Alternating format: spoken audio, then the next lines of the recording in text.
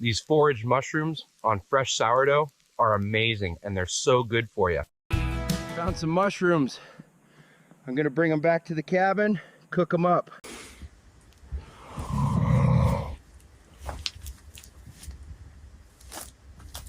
Today, we're making my special forest mushroom medley, pan-fried in this trusty cast iron.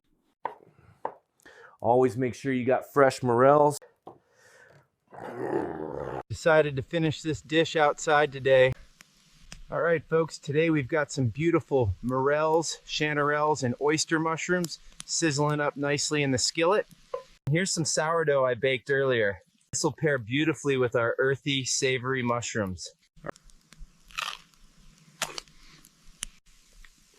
These foraged mushrooms on fresh sourdough are amazing, and they're so good for you.